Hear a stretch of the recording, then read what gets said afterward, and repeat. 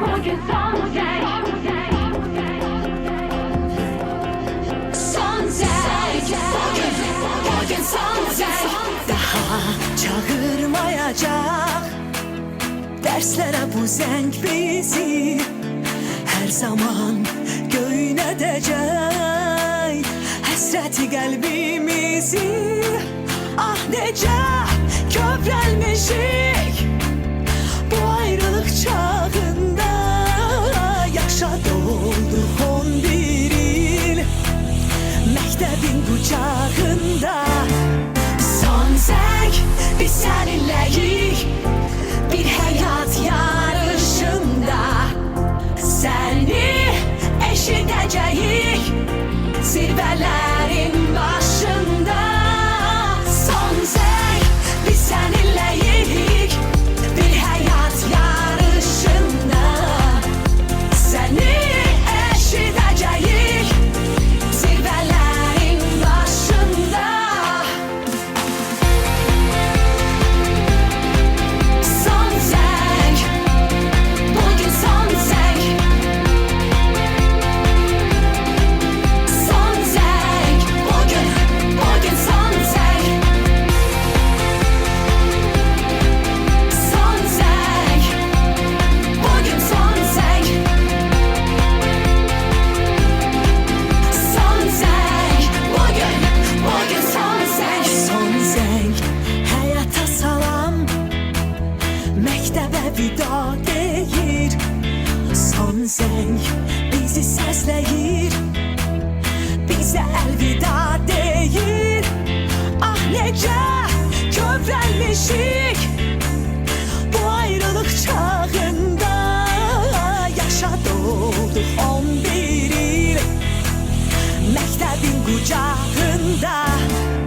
Son zəng biz səninləyik bir həyat yarışında, səni eşidəcəyik zirvələrin başında.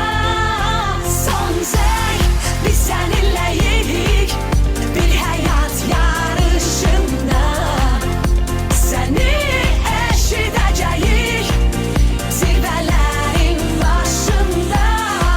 Son zəng biz səninləyik bir həyat yarışında, səni eşidəcəyik zirvələrin başında. Son zəng biz səninləyik bir həyat yarışında.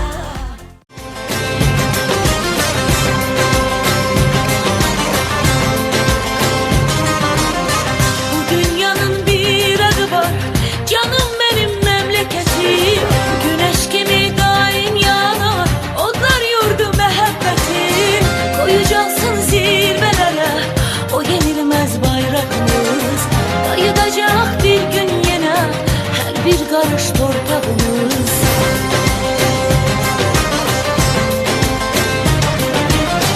Her birinin öz yeri var, benim doğma diyar. Güzelliğine o bir bahar, geleceğe ışık saçar. Kurban olurum Azerbaycan, bu müqəddəs torpağına. Baxdı dikili devladına, koy sevinsin her bir ana. Kurban olurum Azerbaycan, bu müqəddəs torpağına. Baxdı dikili devladına, koy sevinsin her bir ana.